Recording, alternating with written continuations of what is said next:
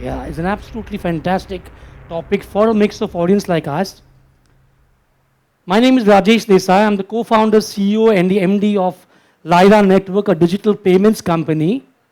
But as I speak now, I'm not an entrepreneur. I'm not a director. I speak as a student so that I can resonate very easily with you. Waves of change something which is very constant. We spend a lot of time, or we spend our life as a matter of fact, on looking for solid grounds. We spend our existence, as a matter of fact, searching for building the solid ground, careers, education, bank balance, and whatnot. Searching for stability at any point of time is every living being, or every, including humans, a very basic core instinct. And that's what we search for when it comes to stability. My topic today, as I speak to you, is again waves of change. You see that wave there? Just imagine yourself. Close your eyes. Imagine yourself. You're at the edge of an ocean. Waves coming towards you politely. In fact, a lot of respectfully as well. You don't feel threatened.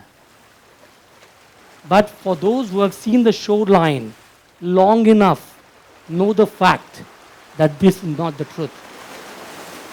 The waves change everything. The waves carve the cliff. They move the mountains of sand from one place to another. They can change everything.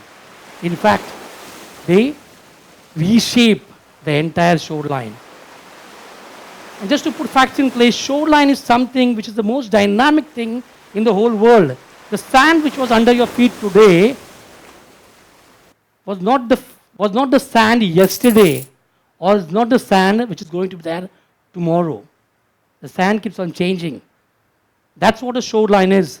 It destroys itself, it creates itself simultaneously multiple times under constant pressure of change. And this is what change is all about. You know, last week, or rather last weekend, I was in an island outside our country on vacation.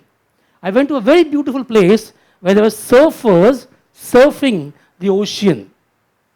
And what struck me immediately was the fact that these surfers, in spite of having tremendous amount of ups and downs in terms of waves, in spite of the fact that these waves were very threatening, dreadful, they were calm, absolutely stable, and absolutely moving with the momentum. A surfer does not control the ocean. It respects the ocean. It studies the ocean. And then a surfer aligns himself, his balance, in terms of momentum or in terms of motion of the ocean. That's what a surfer is all about, and that's what life is all about. Ladies and gentlemen, my journey at Lyra Network is something to do with digital payments. It's something where I changed a fortress of cash, which was India, to a digital revolution. The fortress of cash, the market of cash, an economy of paper money, or an economy of paper walls. I'll tell you my personal story. As a young engineer, after serving in India for 4 years, and never been able to probably be still at one point, at any place for a longer time, my nature was always to accept challenges, and hence I took up a challenge of going abroad to do something different. I spent about 8 years there, phenomenal life, fantastic house, luxury car, beautiful garden, a chef to cook for me. In fact, a driver as well appointed by the organization, club class tickets to travel every year twice to my country. So life was fantastic. My next door neighbor was an ex-national cricketer of India, because I used to play a lot of sports and cricket as well. So life was fantastic. But then probably over a period of time, in those 8 years, I was also realizing that I was building sand castles over the beach where the tide had already taken it over. Probably trying to create something which was already there, not realizing the fact that could actually change the entire landscape. And then this thing happens.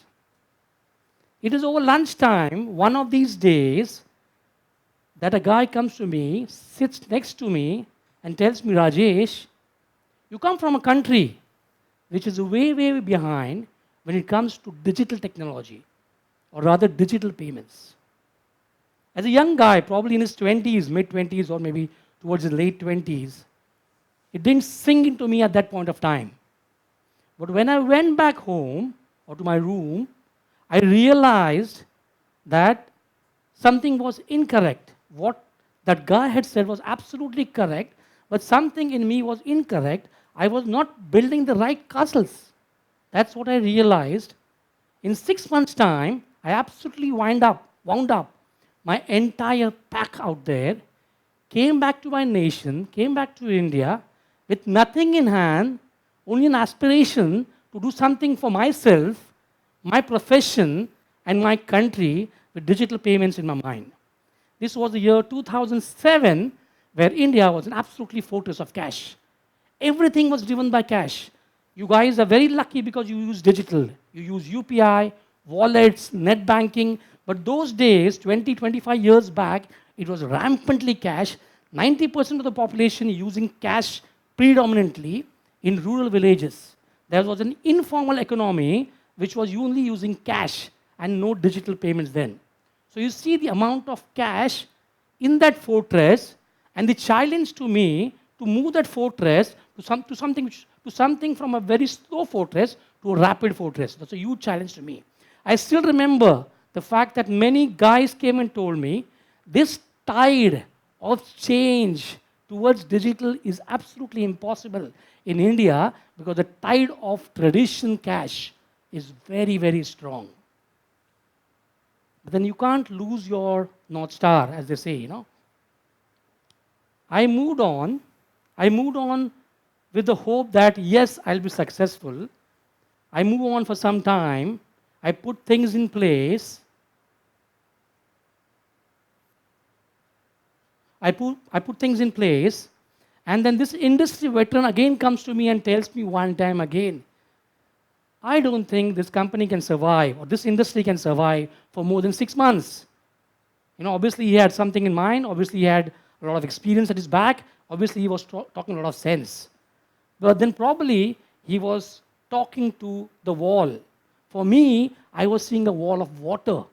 I was seeing myself going in momentum or in motion with the waves of that water. So for me, my perception was very different from that guy's perception. And I think that changed. That guy telling me all that in terms of this cannot work, this will not work, it was like hitting a blank wall right on your face. But I didn't change. I carried on with the momentum. I wanted to change my country to something which the whole world would know. I have traveled a lot of countries. But those days, when you used to go to the airport, you only used to see the USD, Euros, Swiss francs, Japanese, Chinese, but never an INR. But then if you travel now, if you travel to any country now, all the major countries, you'll also see INR on that board and that country transacting in Indian rupees. So that has been the change in digital as I speak. UPI does 27.6 lakhs transactions in a month, rupees, 21.7 billion in a month. India, I think this is a moment of pride for Indians and India as I speak. India does 48.5% of the world's real globe transaction. That is massive, which means that half of the transactions in the entire world happens in India. And I think as Indians, we should be very proud of that. But as we moved on, with the momentum of the wave, and as the young generation sees it today, we have lots of overlapping waves. We have technology, mobile changing, internet changing. We have society, the way you transact now, the way you take money now, your gratification after you do a transaction. The economy has changed from a local centralized market selling, vada pavs on the street to something which is in the luxury stores. No, it has been absolutely seamless. So when you have overlapping waves, you can easily get lost. In the past days, when these waves were coming, the waves were coming at intervals. You had a lot of time to dry yourself, a lot of time to breathe before choosing which wave you wanted to. But no more. It is no more the case because the waves are coming at tremendous speed in terms of time, in terms of size. What you choose will define your stance. Which wave you opt for will decide your future. Stop fighting the current, start using its energy, Lyra.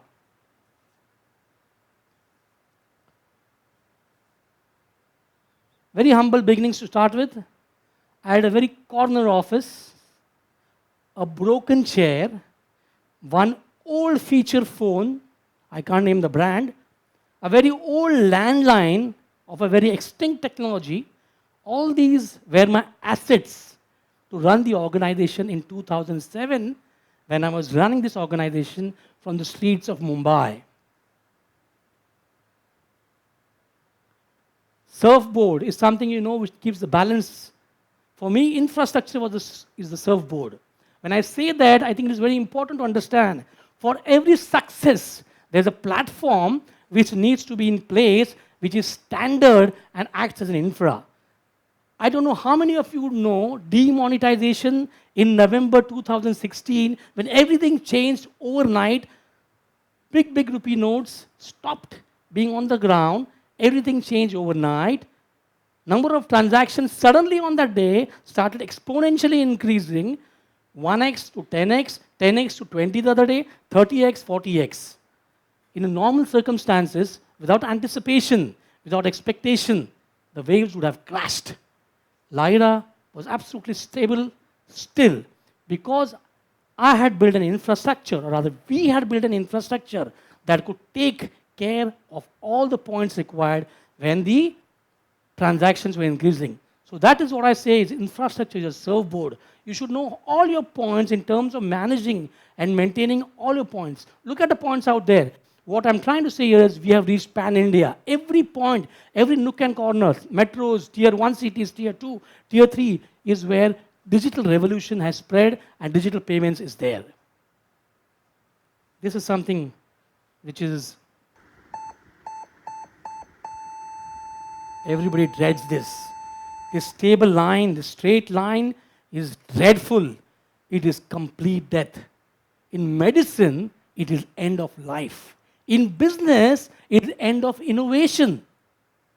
So if you are an organization, if you are an institution, if you are a human being, and there's a lot of turbulence in you, congratulations.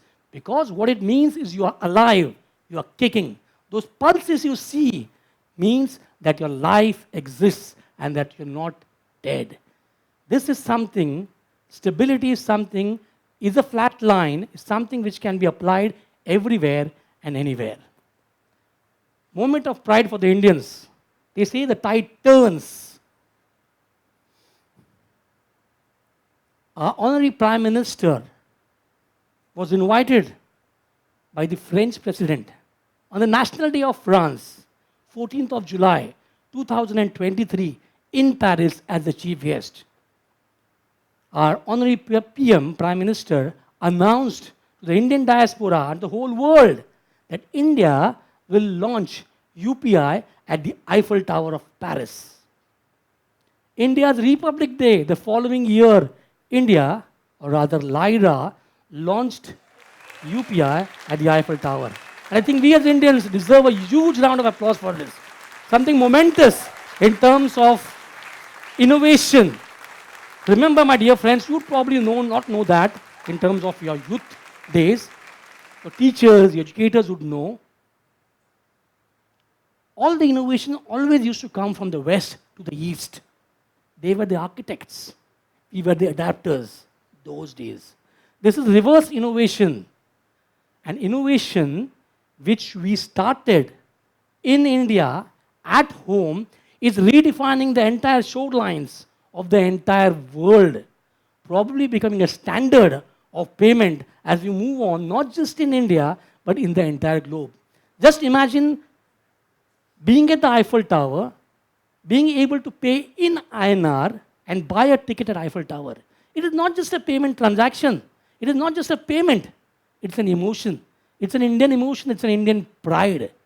You know, for me, when I did this, my heart swelled with absolute pride. The mandate had come from the voice of the nation. I fulfilling it and ensuring it to deliver within the timelines on the Republic of India was something which was absolutely undeniable and something which we all should be proud of. But this is something which we did. Reverse innovation is something which we mastered the wave of change. And that's how the tide turned in 2024, where the innovation has turned in the reverse direction.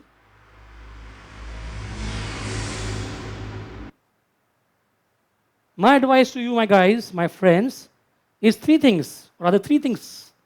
One is stop scouting and start surfing. I don't know how many of you know analysis paralysis. You know, we spend a lot of time in analyzing the waves, the size, the speed of the wave. We completely forget to move our feet and we fall down. That's what is paralysis. Analysis paralysis is a fear in a suit. Stop scouting, start surfing, maintain your balance, and start moving forward.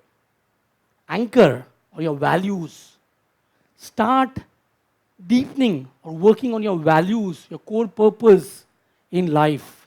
Center of gravity, keep your values, your foundation. Nothing will change for you. Find the undertow. Every change in life, every major change in life has an undertow, you know. Stop forgetting what the others are not seeing. Stop forgetting what is lost.